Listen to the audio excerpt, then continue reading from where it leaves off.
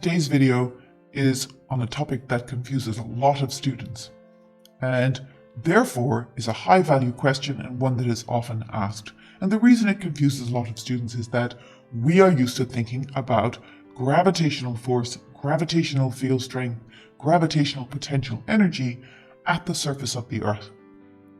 And we are not used to going into space and looking at how g changes as we go into space, and I'm talking about small g here. So we're going to try and figure out what the difference between gravitational potential energy as we traditionally knew it and this idea of gravitational potential. So let's look at gravitational potential energy. We know that the change in GPE is equal to mass times the change in height times small g. This is where our first difficulty lies, because now we know from a previous video, which I'll put a link to, that small g and its value of 9.81 newtons per kilogram only applies while we consider the gravitational field of the Earth to be uniform, and that is only really very close to the surface of the Earth. So we're going to try and find a way of moving from this very specific situation where we have a specific mass and a specific gravitational field into something more general that we could use for any mass and any field. And that's what we've been doing throughout the A-level, going from specific GCSE ideas into more generalized A-level ideas. We know that we can also call GPE work done, so we could give it the symbol W, or we can give it the symbol E, which is used quite frequently just for general energy. Any one of those works, and you'll find that definitions involving energy sometimes use work, sometimes use energy. They are interchangeable. Okay, so taking the idea of gravitational potential energy, and let's get the masses out of there, and let's say how much work would we do in lifting something per unit mass. So we're just going to call it E per unit mass. And that means that that mass is going to move over from the right-hand side of the equation over onto the left. And so we're going to be left with delta H times G. We know from the previous video that G is equal to Gm over R squared. So we're going to substitute that in here, and we're left with change in height times Gm over R squared. That R represents distance, which means that H and that R are the same thing. So we can cancel those out, and we're left with the change in energy per unit mass is Gm over R. Now remember, change in energy or work done per unit mass is equivalent to the work done per unit charge for electric fields. And over the last video and this one, I'll be pointing out similarities between electric and gravitational fields because they work in almost exactly the same way.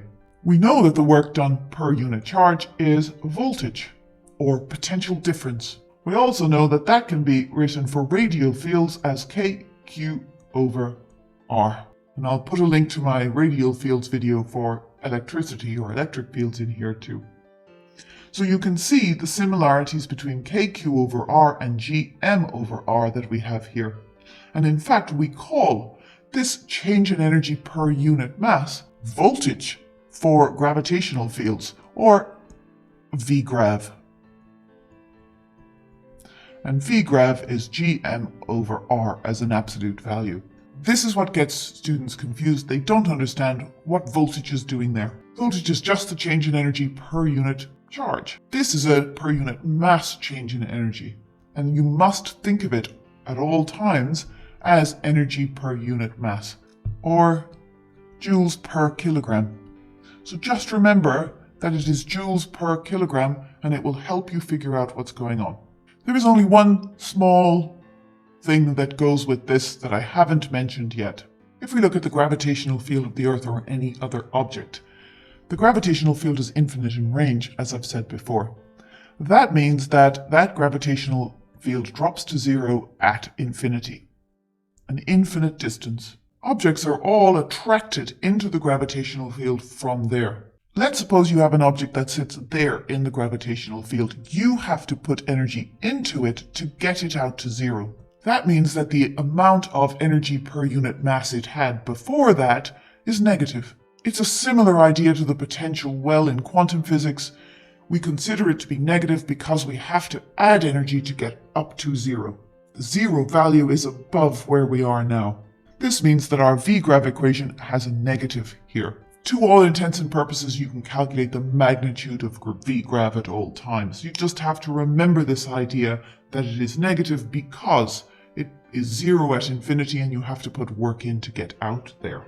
All of this means that V-grav is the energy, the joules per kilogram, to move this mass in a field that is not uniform. In other words, that is space-sized. And as this is gravitational fields and we're going to be heading towards space, you need to stop thinking about the surface of the Earth and start thinking about space-sized movement. Let's have a look at an important example here. At the surface of the Earth, our V-grav is minus 6.25 times 10 to the 7 joules per kilogram. That means every kilogram of mass needs this amount of energy to get from that surface to zero gravitational field strength, zero gravitational force. In other words, this is its escape energy.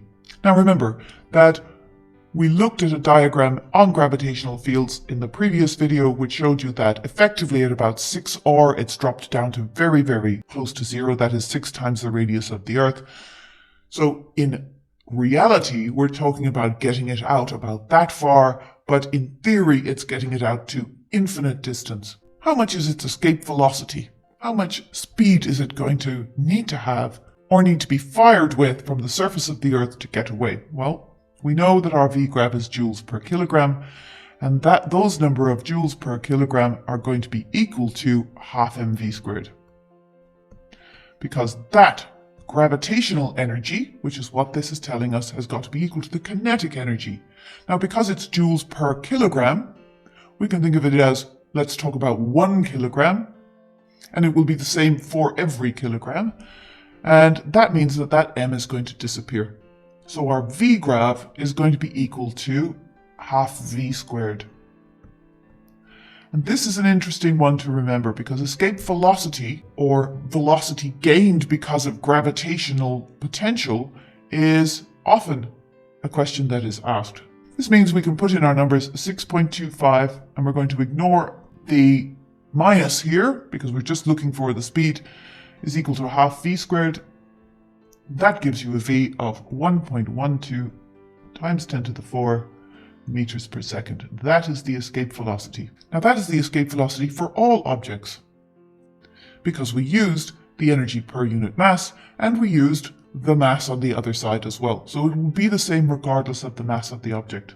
One final thing, if you want to find how much gravitational potential energy an object has at any point in space, then it's going to be its V-grav times its mass. Because again, and I know I keep emphasizing this, but it is a very important idea to get in your head, the V-grav is the joules per kilogram. So if you want the number of joules, as in a classic gravitational potential energy, you multiply the number of joules per kilogram by the number of kilograms. Let's run through a comparison of our G fields and E fields, because I've mentioned them as I've gone through this video and the previous video, but you need to be able to give similarities and differences. And we'll start with similarities because there are more of those. Small g is F over m, the force per unit mass. And we know that electric field strength is the force per unit charge. So their field strength equations are very similar. We have another equation for field strength for both of them. When you start talking about radial fields as opposed to uniform fields, our small g is gm over r squared, and our electric field strength is kq1 over r squared. We also know that gravitational force is given by g big M small m over r squared, and of course electric force is given by Coulomb's law, which is kq1 q2 over r squared. Again, very similar equations, both inverse square laws. And finally we have our gravitational potential, which is gm over r, and our electric potential, again for radial fields, which is kq1 over r. So the same idea. Now, what about the differences between them?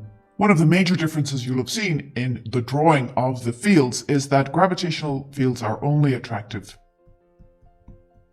The arrows always point inwards, whereas electric fields can be attractive or repulsive.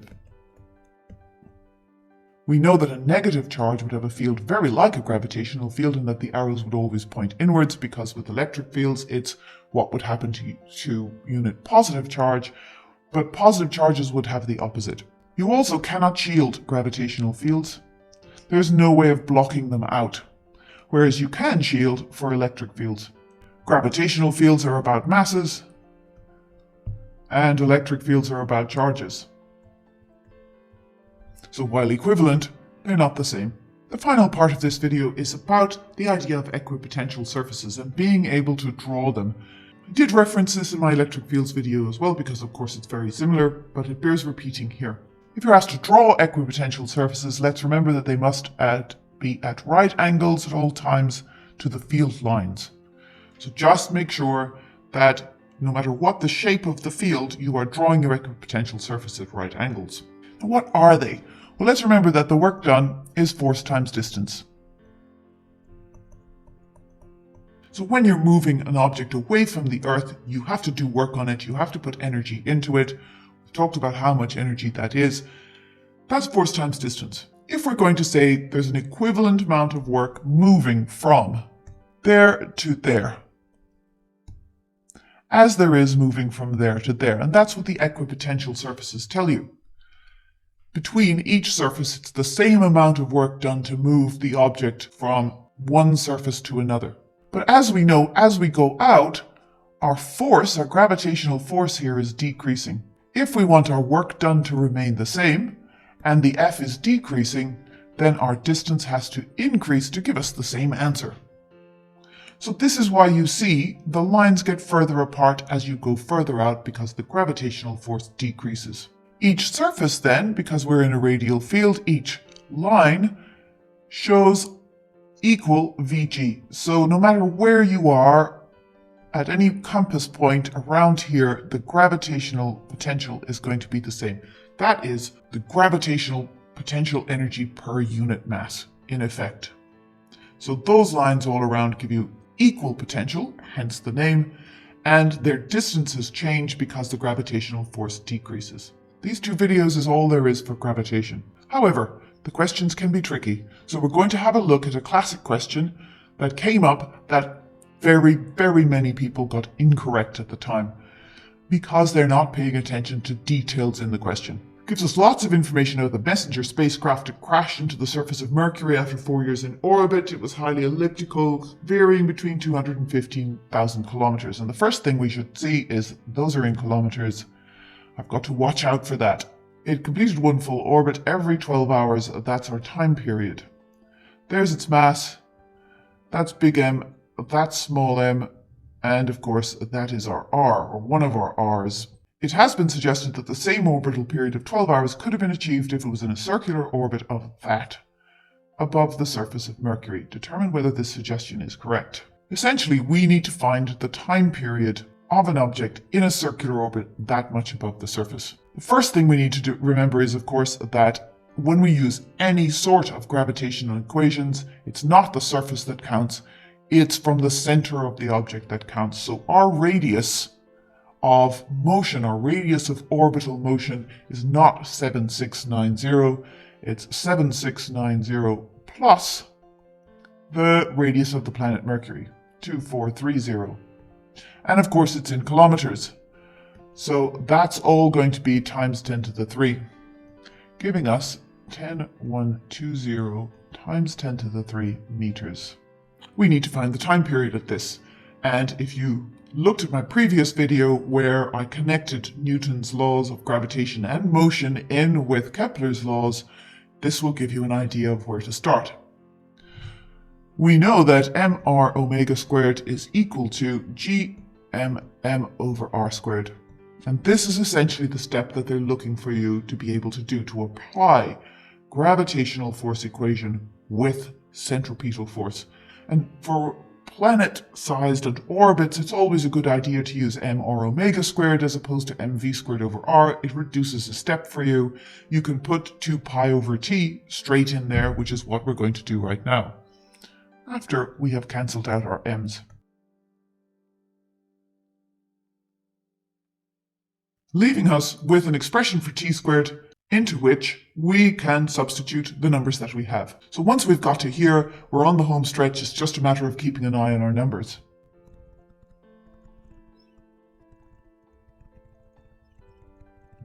A lot of students forget to cube, to square, or to square root at the end, so make sure that that is not you.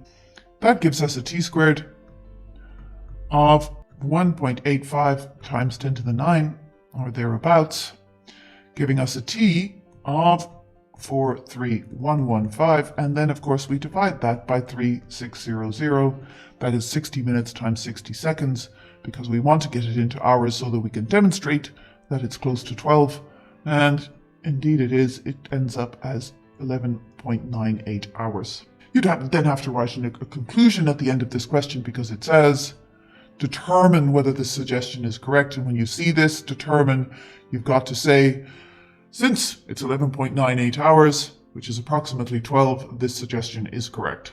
Leaving out that last part will lose you a mark. The question goes on to say, the elliptical orbit has advantages over the circular orbit. One advantage, and you have to explain it.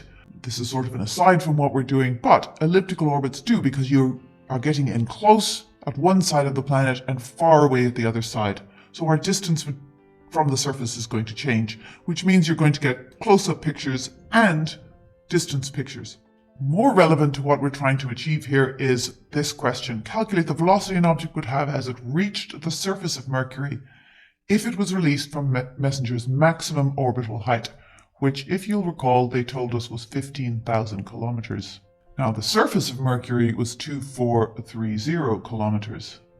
We know that it is going to drop from 15,000 to 2430, and that it is going to lose gravitational potential energy, and that is going to get converted into kinetic energy as it does that. If this were on Earth and those distances weren't so large, we would just go straight GPE to KE, no problem. We've done this 1,000 times before. We are doing the same thing here. We're still doing GPE to KE, but we're remembering now that we cannot use small g of 9.81 or small g of anything for that matter, because it's not going to be the same as you fall from 15,000 to 2430. So we have to come up with a different way of doing that, and we have a different way.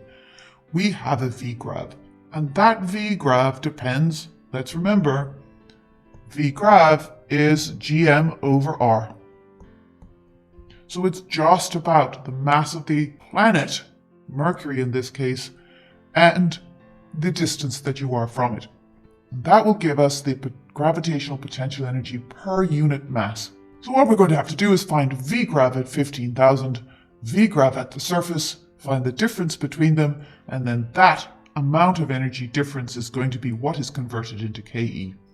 There are shortcuts to this, but I will do it. For each height, we'll do V-grav 1 and V-grav 2, find the difference between them, and work from there. Now, again, I'm going to ignore the minuses here. These should have a minus in front of them, but because it's an energy difference, it's not going to make any difference to us here. So the first one, at the 15,000. Now, what you've got to remember, of course, it's not 15,000, it's 15,000 plus 2430, and the other one is just 2430. So that's going to give us 17,430 kilometers. Even those students that realized they were supposed to use V-grav and used V-grav correctly forgot that step and lost a mark. All right, so for the first one, we know what G is. We were given the mass of Mercury as 3.3 times 10 to the 23. And we put in our 17,430 kilometers, and not forgetting to put that as 10 to the 3, giving us a V-grav of 1.26 times 10 to the 6 joules per kilogram. The second one is the same calculation, 6.67 times 10 to the minus 11 times 3.3 times 10 to the 23. This time divided by our new distance, 2430 times 10 to the 3, giving us a V-grav of 9.058 times 10 to the 6 joules per kilogram. Of course, it's going to be bigger near the surface, because now, remember, our zero V-grav is at infinity, but we still want the difference between these two. So our change in V-grav then 7.798 times 10 to the 6 joules per kilogram. Now remember when I said to you it's handy to be able to remember that our change in V grav is equal to a half V squared, because of course we're talking about per kilogram, so the masses have been taken out of it. We would say mgh is equal to half mv squared and those masses would cancel anyway. But because we don't have a small g here, we're depending on V grav to do the same job for us. That's going to give us a V squared of 1.55 or thereabouts times 10 to the 7, giving us a V of 3949 meters per second. There's a lot to watch out for with questions like this being the first one.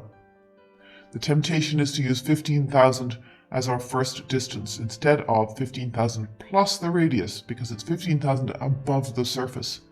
The second, of course, being that it's all in kilometers, so you've got to convert that. And the third being trying to use mgh is equal to a half mv squared in the first place and picking a small g, or even going down the route of calculating a small g, as in small g is equal to gm over r squared, calculating a small g and then trying to use that throughout, assuming that g is not going to change, and that doesn't work. You've got to go down the route of V grav.